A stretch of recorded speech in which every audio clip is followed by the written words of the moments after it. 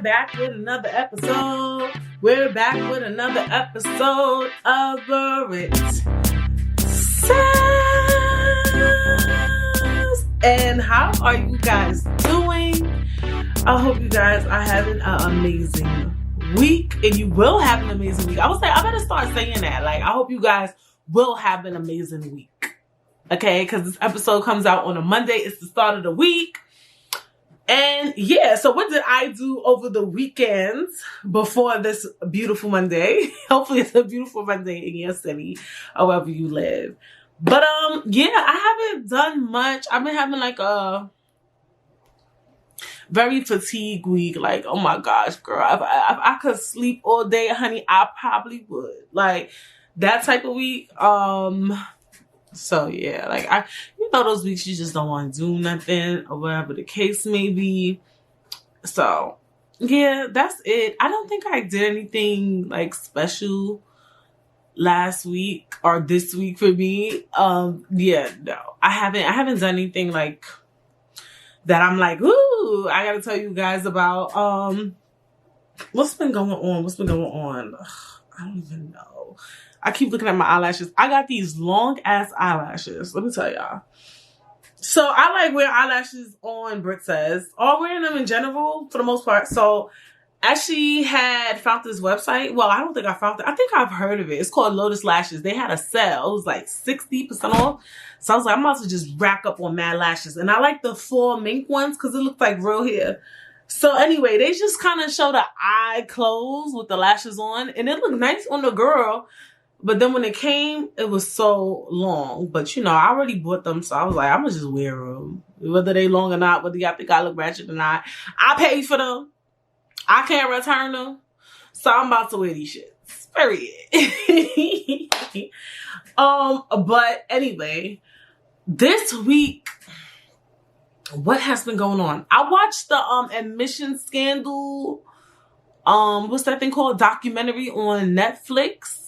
I actually finished watching it yesterday. Me and Femi watched it. And, you know, I was like one of those people. I'm pretty sure all of us was like one of those people who was just like, but we knew this though. Like, you know what I'm saying? Like, they don't like, we already knew that white people was paying for their kids to go to college.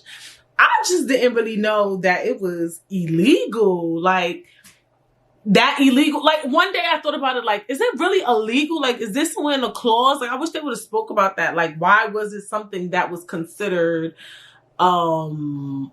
You know what I'm saying? Like, why did they consider that something that is, you know, could get you jail time? But it was just interesting, like, watching them showing kids get excited to get into these schools, and then like showing like kids just crying because they didn't get into the schools. And it was just baffling to me what these rich white people be doing. And I was thinking the other day too, like, well, I was thinking while we were watching it, like, I remember like at one point in my life, I can't remember, I think while I was in college, I was like, all these white kids ain't fucking smart. Like, they be saying like, oh, money makes, money and demographics is why a lot of these students are smarter and more intelligent. And I'm just like, all right, they might be a little bit smart or whatever, but I don't think all the motherfuckers are smart. All their asses be getting into Stanford. All their asses could get into Harvard. Like, rich white kids, they have access to partying and drugs and alcohol. Like, they're still teenagers at the end of the day. Like, whether you're white, black, orange, or gold, you're still a teenager. So I just feel like they are destined to get in trouble. They are destined to get caught up in boys and fuck up in school sometimes and cut school and be bad. It's just not maybe on a level of somebody who lives in, you know, what do we call like this type of demographic where it's like, you know, a low income demographic, I guess. That's the term I think of. Or whatever. It's like, I was thinking that like these kids are still just teenagers. You can't tell me all rich kids are smart. Cause even all rich people ain't smart.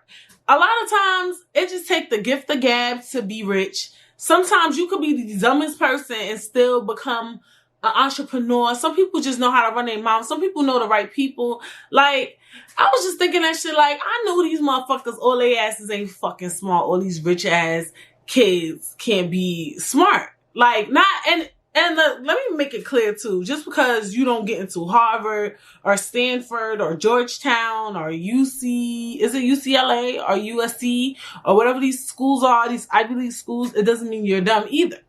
So, like, even if I had the GPA, I probably wouldn't apply to no damn Harvard in the first damn place. Let's be honest. I mean, I don't know, because I'm thinking, like, if I was one of those type of kids, like, that was, like, really a genius, would I want to, like, go to an Ivy League school? I don't know. But it definitely wasn't a school that was in my mind. I could say that, and say that with certainty. So, yeah, I was just thinking about that. And I was just thinking, like, yo, these parents really paid $15,000 for somebody to take a SAT over. Like, I get people be rich, but 15 grand for somebody to take a SAT for your kid is wild to me. Like, 15,000, not 1,500, 15,000. Bitch. And I don't know.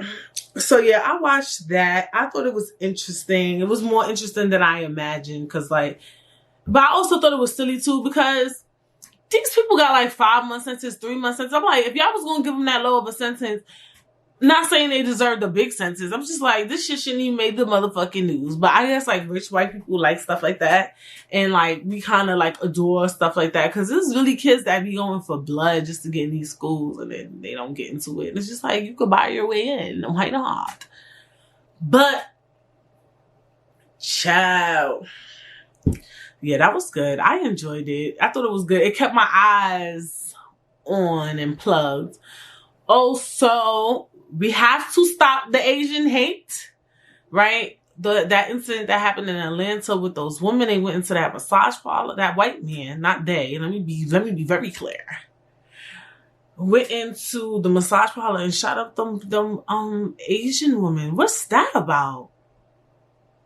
Like, people just, I don't, like, certain stuff just be weirding me out. Like, what would possess you to do some shit like that? Like, it's not that serious. Like, oh my gosh. Prayers to those families. And, like, there's been a lot of stuff going on with the Asian community. Like, I heard about I don't remember what state or city it was in, but an older Asian man got pushed and in the street. They didn't even rob him. They just pushed him and he banged his head. Like, what the fuck is actually wrong with people? Like, over COVID? Really? Like, I don't know. I just can't relate, It's just, like, leave Asian people alone. And, I'm going to be very humble, open, and transparent, which might be problematic. But I do remember when, in, like, the beginning of COVID, an incident happened, I think, in New York. Well, I don't think. I know it happened in New York City. I just don't know what borough. And a girl, like, beat up some Asian lady. They said it was a hate crime. I was just like, I don't know. But I'll tell you one thing. When I first heard the story, I didn't believe that the girls beat her up over COVID or a hate crime. I thought that they probably beat her up because she being rude. Because I'm going to just tell you right now, that's why when a lot of in the beginning, let me speak, bitch. Okay? In the beginning, when a lot of shit was going on, especially, like, with the COVID, and just people just, I don't agree with violence or just people just bringing down the Asian community. I was just like, I want them to fight their own fight, because growing up in Brooklyn, pre-gentrification, Asians, bitch, when you want to talk racist, you could talk about Asian people, bitch. Like, they were, to me, some of the most racist people. Like, white people are top 5 races. Like, they're number 1. We know that. Number 1. Right up under that is Asians. I put all my life, like, when it comes to, like, certain races, when I think of racism, I'm always going to think white first. Then I'm going to think Asians next. I swear, like, that's how bad, when I'm talking growing up, I'm talking about young. I'm talking about elementary school. Like, I was, like, 10, 11, 12. And Asians, they run everything, especially back in the day. Like now you see a lot of black-owned businesses and just other businesses as well. But they ran the Chinese food store. I seen incidents happen where, yes, the Asian person the Asian person had the right to bug the fuck out. But I've also seen instances where Asian people be being mad rude, mad nasty. Period. A lot to black people. And it was like one of those things where it was like a real toxic relationship, I felt, with the black community, because they ran all the things we kind of loved at the time. Like, I don't really bang with Chinese food, not because of COVID, but I just, I think I ate it too much. I don't know. That was the one reason why I don't really eat it as much as I used to. But, but I do love me some steamed dumplings though. I love me some dumplings. I love them fried. I love them steamed. I love dumplings from like Asians. I don't care what race it is. I don't care. Their dumplings taste amazing. But anyway, moving on. But so yeah, like growing up, I've seen, I felt like it was a toxic relationship between the black community and the Asian community. Like they ran the beauty supply stores. We love getting our hair done. They run the Chinese food stores. We used to love Chinese food growing up. They ran a lot of stuff that we kind of had in our mind, we felt we had to go to. I said the nail salon, right? Yeah. And even like the nail salon, the other day, like I was going to this nail salon at one point because it was close to the house. Like I could walk to it or whatever. And that's my new thing, is like, it's just everything got to be in close quarters. So I could walk there and I was like, they don't really know how to do designs. Like they could do one color set. You feel me? But I just be being impatient. And they cheat, by the way. I must bring that up. But every time we go in there, was this one Asian lady. She argued with all the black people, and not just the black people, even the Hispanic people. Like one time, a baby was crying, and she knew the Spanish girl name. She was like, I'm gonna say Linda, cause she like, Linda, take your baby out and make her be quiet. I was like, like she always going at, like she just got an attitude problem, like all the time. And I was like, yo, Brittany, you need to stop coming here because you advocating this shit. Like, so of course I found me a black owned nail salon, and they actually do nails good. Like black woman is doing your nails, and a black man and his mother owns the nail salon. I'll tell you, it's called Millennial Nails. It's in Brooklyn. I forgot what street it's on, but yeah, you can look it up on Instagram or whatever, kiss it be. I really like it there. They kind of pricey, but they're cool. I haven't been back, but my last set when I had like the white and the pink ombre, they did that. But they do a lot of other designs as well. But anyway, so we do have that leeway now, like where we could we don't have to go to Asians to do certain stuff. I don't know, Chinese food, you can't really get that from a black person. I mean, black people know how to cook anything at this point. You know what I'm saying? And beauty supply store, I wonder if there's any black owned beauty supply stores. I never looked into that. Ever. Like, it just never hit me to look into something like that. I know a Hispanic owned beauty supply store, actually, but is it owned by a Hispanic though? Let me not make stuff up. But yeah, so I always had this weird love-hate relationship with the Asian community. Like, I don't hate all Asians. Like, I have an Asian friend, like a real life Asian friend. Like, I'm not even capping, believe it or not. Like, but, those things always stuck with me. And just how, like, even when they was talking about with COVID and everything that happened, how, the Asian community, they make so much money, but they never give back to the community. And I understand they got to give money to the people back at home and all that stuff. But they just, like, this is just my opinion. Now, am I saying that they deserve to be killed? No. I'm just saying, prior to them getting killed, when things was going on, I wanted them to fight their own fight. Now it's getting a little out of hand, and I'm a woman of God first, I got to make sure I'm like, stop Asian crime, stop Asian hate, stop it.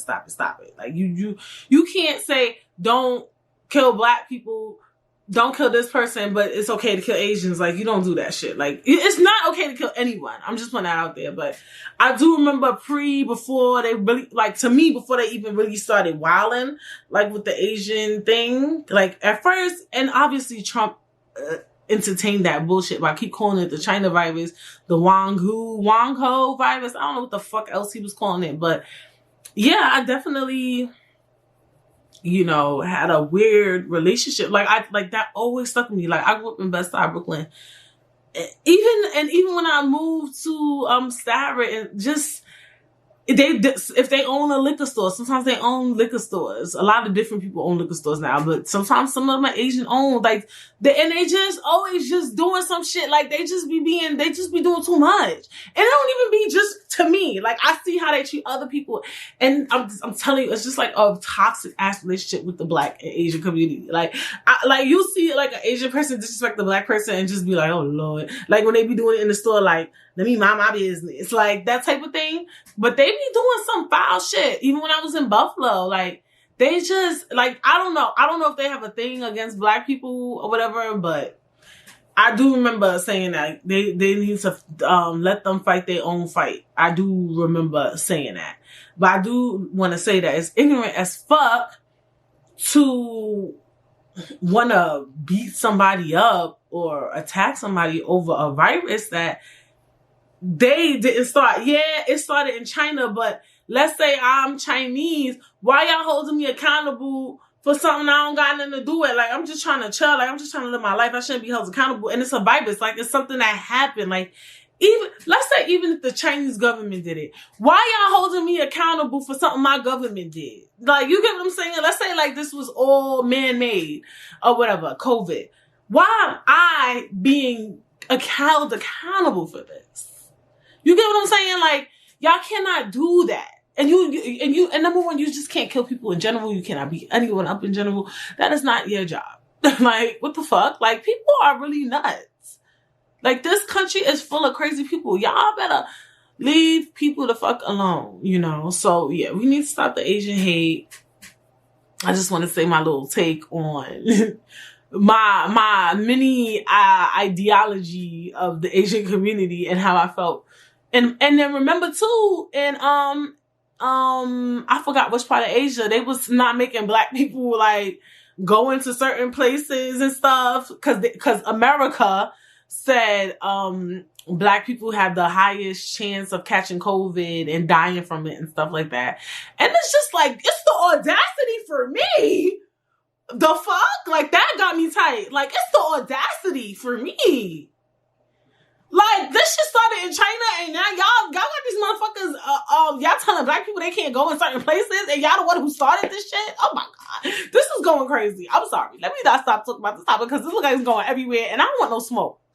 But I'm just saying how I felt prior, because I wanted to just talk about it. But I never felt, you always got to clarify, I never felt anyone should get beat up, anyone should get cursed out, violence is never answer. Nobody should ever. I never felt like Asian people deserve anything. They don't. No, I don't. Nobody. Period. I don't give a fuck what race you are. Even white people deserve to get beat up. Deserve to get killed. None of that.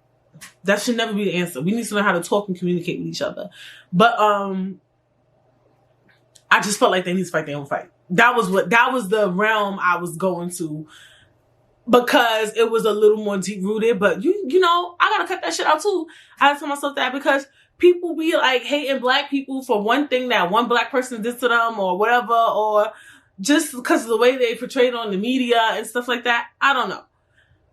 But yeah, stop Asian hate. Stop Asian hate crime. Stop it. Stop. Y'all need to stop in general. Period. That was a long ass intro, but very well worth it, if you ask me. So today, what are we talking about? We're talking about humbleness. Humble versus humble. I just came up with that in my head. Because, I thought of this actually, because remember I was just telling you, I had watched, the college admissions documentary on Netflix.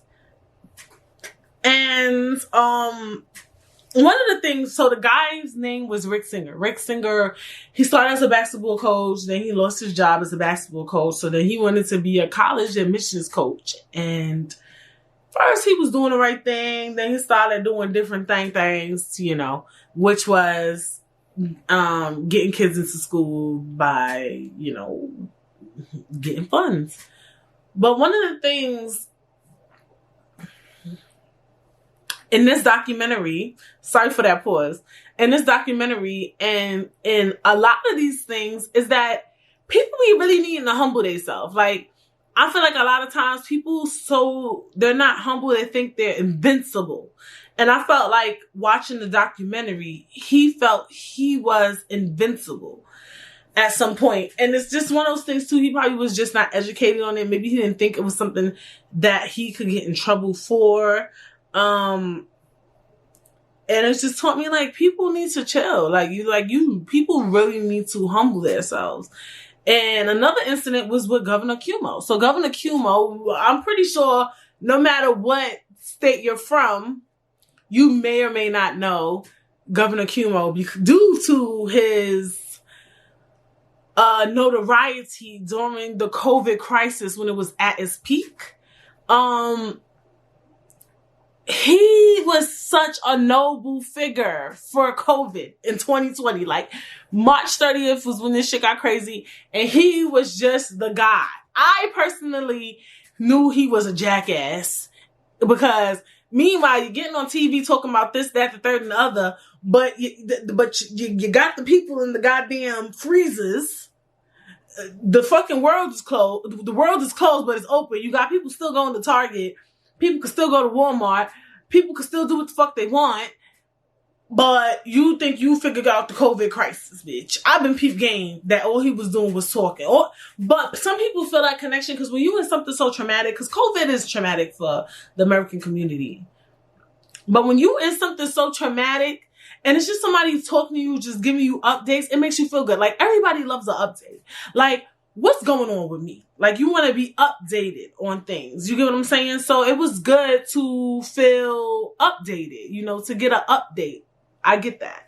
So with that, I felt like that was the only reason why people liked him. But all he was doing was just reiterating shit. Like, he was just updating us. He wasn't doing anything special. He was just telling us what it was. He was just dead ass telling us, like, this is the amount of COVID cases.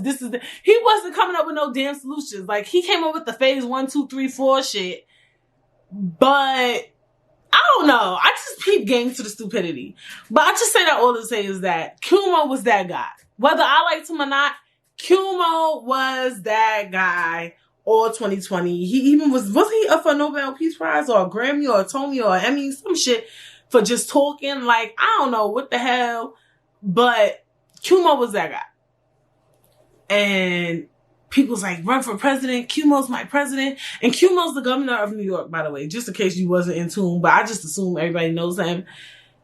And, just recently, he got caught up in I don't want to be wrong, is it sexual assault scandal? I know it's something where he was sexual assault scandal, where a lot of women came out and said, Cuomo did this, he did that, so forth and so forth. And now people don't want him to run for governor. Now he can't put any laws intact. And it's just like, are we talking about Governor Cuomo? Like, the guy that everybody was obsessed with? Like, for me, if that doesn't teach you humbleness, I don't know what will. Because how somebody who's at this all-time high is all of a sudden somebody at this all-time low within a few months. We didn't even make a year yet. We'll make a year soon, but this all has been going on for a while.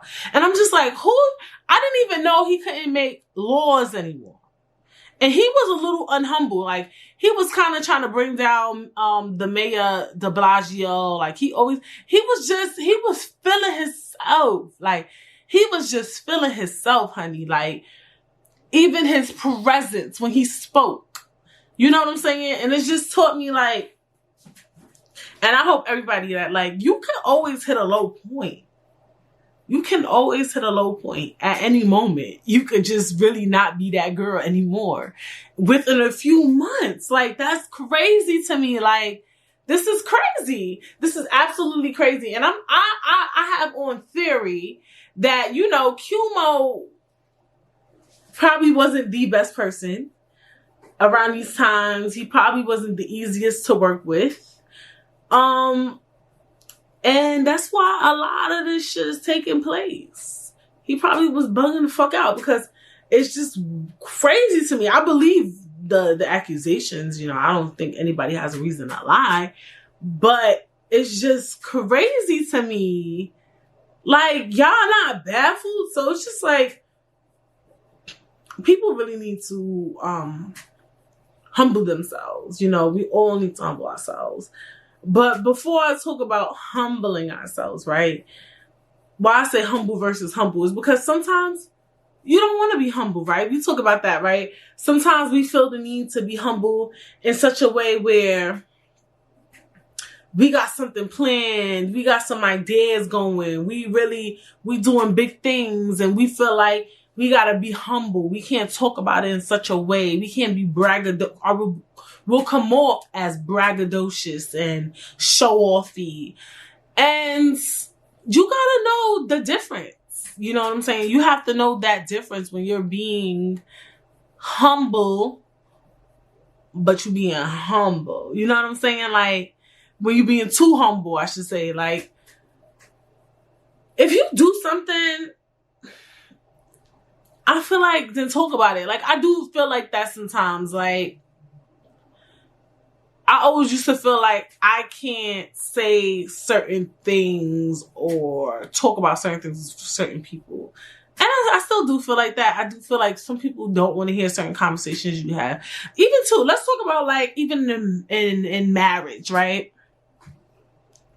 I know, like, I feel like people who, when they first get married, right, you kind of, or even when you get a boyfriend or you get in a relationship, you feel weird saying we or us or me and my boyfriend, me and my husband when you first get married. And a lot of people say it's just because I'm not used to it. No, you don't feel comfortable saying it to somebody who's single or around certain people. You feel like you're stepping over a line, or you're obsessing over the fact that you have a man. So sometimes you feel like, oh, I feel weird saying that. I feel like I'm being show-offy. And it's like, but you really have a husband though. You really have a boyfriend though. Like, you can say boyfriend, you can say husband, you can say us, you can say we, because you and that person are going there. Or maybe you do a lot of things with your husband or your boyfriend. Unfortunately, not like that. But I mean, you can't change what's facts. You get what I'm saying? Like, some shit is facts. Like, real talk. Like, and are you being braggadocious by saying we are going here, or me and my husband? How is that being braggadocious? Do you want them to say the person's name? That's their husband though. You know what I'm saying? Or like, it's just like when people say me and my friend, me and my mom. You want me to say me and Elsa? Or you want me to say me and my mom? Like, it's the same ideology. And I feel like sometimes we want to be humble and gracious in times where it's not really needed. And sometimes you're just trying to help people's insecurities and things like that. Or when you start something new, right? You go to school, right? Let's say you go back to school, or you're getting your degree, or you're about to get your degree. You can't say, oh, I remember too, like back when I was in school, when you in college for 4 years, right? For your bachelor's, right? So if you go away to college for 4 years, you basically spending about 4 years of your life at college. That's a nice amount of time. So I remember when I would come out of college, I would bring up things that happened in college, because that's what happened prior to me being back at home. And some people didn't like when I talked about college. They felt like I was bragging that I was in college. And it's like, this is all I know right now. You know, this is the only things that have happened in my life prior to me coming out of college. Like, the funniest stories I have right now are college based at that time. You know, that's the only thing I could talk about. If you bring up a topic like, did you ever something? Yeah, when I was in school, even when you say school, people hate that.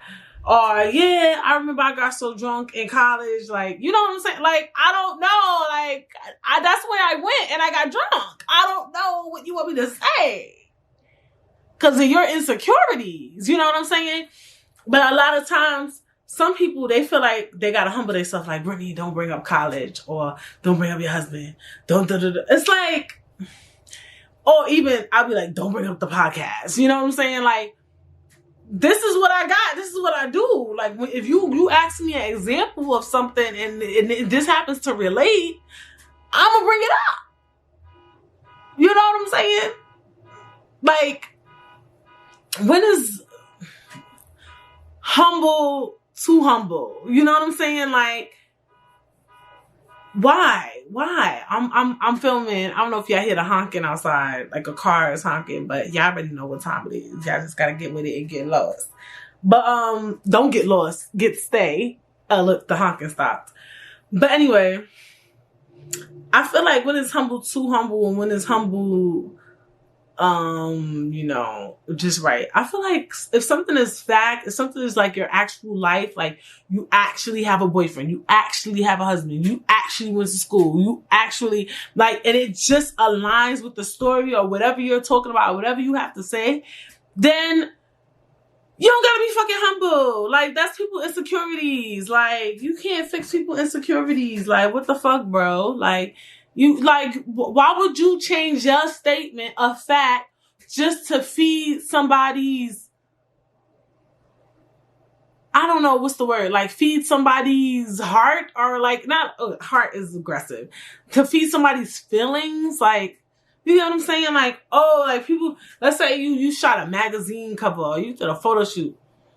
Oh, I did a photo shoot. Like, girl, you did a photo shoot. You shot for Vogue. Like, you really that girl. Like people be trying to be too humble for the wrong things.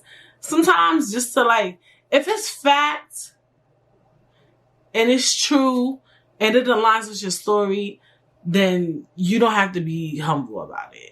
I mean, okay, we're going to talk about everything. Now, I said if it's fact.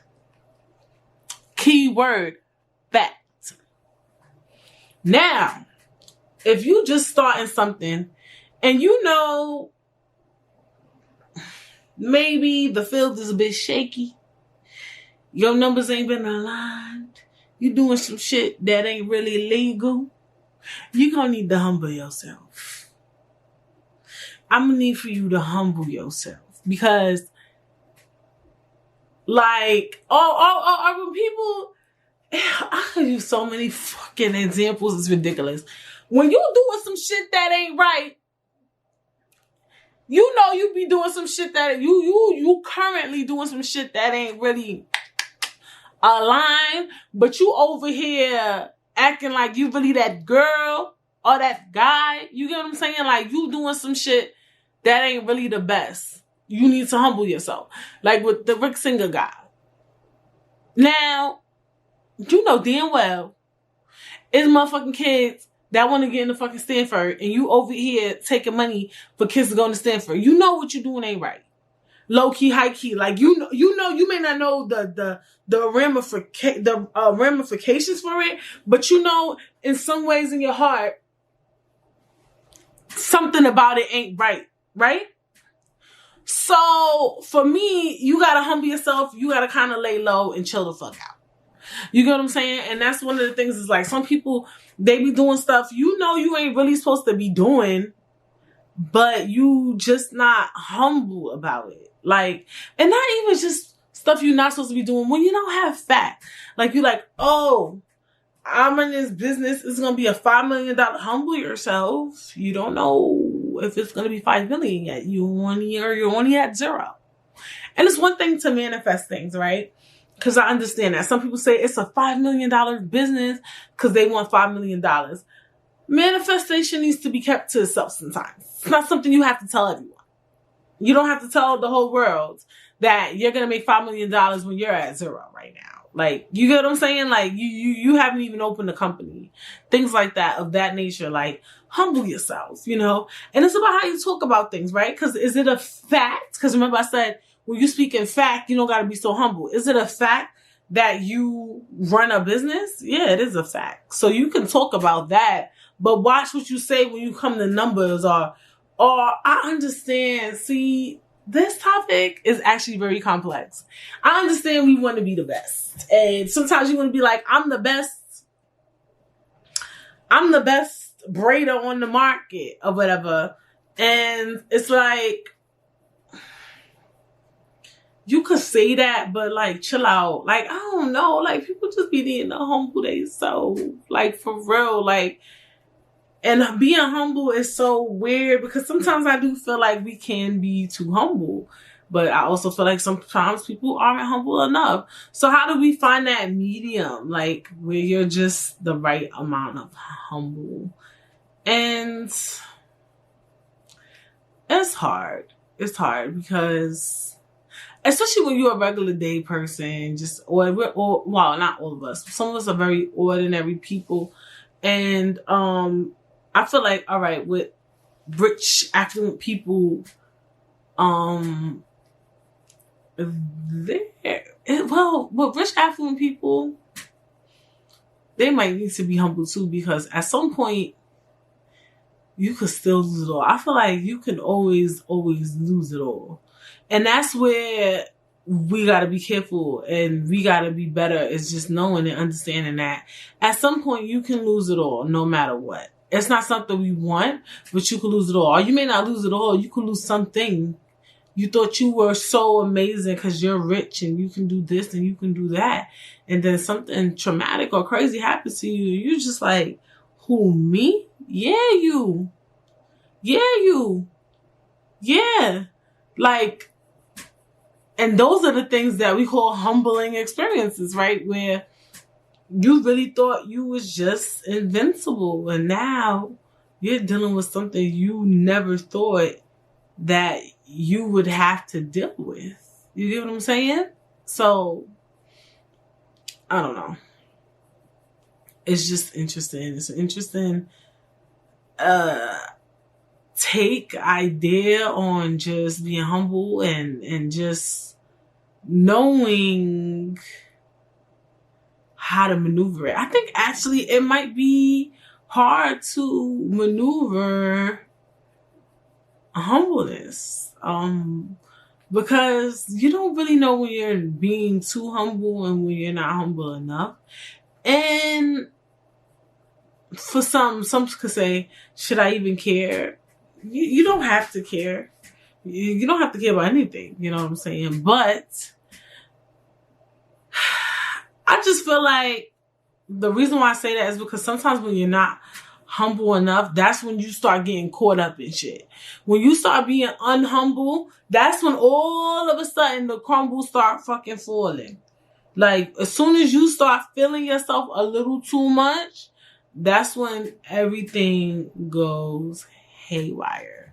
Like, you have to be at a point where you're humble so that, number one, I feel like, too, not being humble, you can make the wrong choices and the wrong decisions that ultimately affect the outcome. You get what I'm saying? Like, somebody else I feel like is a humble 6ix9ine. I feel like after everything, he did the snitching, he did all of this stuff, and I watched a documentary on Hulu, and I watched his interview, and he almost got killed, and all these things. Like, you did all this for attention. And you went to jail for a while. For me, I felt like when he came back home, he should have just been humble. Like, I feel like he shouldn't have came out with a rap song into still entertaining gang violence and fighting and all this stuff. What he should have did was maybe make a humbling track talking about what he has been through, how he wants to improve. People think, did he think those records wouldn't sell? Maybe it would, because at the time you were at your peak. Now we don't give a fuck about 6ix9ine. So now you done lost all your momentum because you wanted to come out here and be a fucking clown. And now we just like, really? Like, you know what I'm saying? So I just think it's important for us to really own in on just being humble. We have to own in on that And because that's where things go wrong, is when you're so unhumble, you start making the wrong choices. You like, I'm gonna make $10,000 in the next 3 months. Now you get a credit card and you buying Gucci, Fendi, and Prada. Now that's a very remedial way to be unhumble, in my opinion, but it happens. It definitely happens. So yeah, you have to be very careful with not being humble and making the wrong decisions, but you also have to sometimes not be so humble as well, because you do want to manifest certain things in your life. And manifestation, I believe, is very real. I wish I was really good at it. I feel like it's a mastery to manifestation. Like, I feel like I speak certain stuff, but I don't know. I'm gonna start, like I said this year though, I'm gonna really start manifesting stuff and really speaking things to light and, you know, trying my best. Like, I be feeling like maybe I'm not saying the right things, or I'm not acting the right way, or I don't know. It's probably a topic of discussion too, manifestation. I can't really speak too much on it because I feel like I haven't fully grasped manifestation, but I do think humbleness and manifestation align with each other when you speak of topics, because you have to, in some ways, not be so humble to manifest things, in my opinion. Like, you gotta be able to say, I will be successful. That ain't some humble ass shit. Like, that's kind of some, like, yes shit. Like, you get what I'm saying? So yeah, you gotta, in some ways, be a little, but is that like not being humble? Yeah, that is, in a way. But in order to reach manifestation, so yeah, that's something I want to work on. But you just be careful, and maybe everything you don't have to say in front of people unless it's fact. Because some of y'all don't want to be saying the facts about yourself. Like, if it's a fucking fact, you're that girl. Nah, let me just stop. Certain stuff that really be factual, like the facts. Like, let's say you got a promotion, that's a fact. Like, you can't deny yourself of that success. Like, you get what I'm saying? Like, you have to say it if it's brought up. You don't have to downgrade or downplay yourself. So, yeah. I didn't even do Expand Your Minds. I be talking lately like I can run my mouth. It's the sun, honey. It is the sun. But I hope you guys definitely enjoyed the episode, because I definitely did. We talked about humbleness. And yeah, make sure you guys are following me on Instagram _Britstagram. Make sure you're subscribed if you're streaming. My YouTube name is Brit Says, just like the way the podcast is spelled. And yeah, make sure y'all follow, and make sure you're leaving the 5 stars, you're liking, you're reviewing, you're sharing. You're sending the link to somebody and you're telling them, look, watch this, listen to this. You can share on these DSPs too. Okay? And even word of mouth is sharing. Listen to Brit Says the podcast. Okay? So make sure you guys are doing that. And until then, I will see you guys when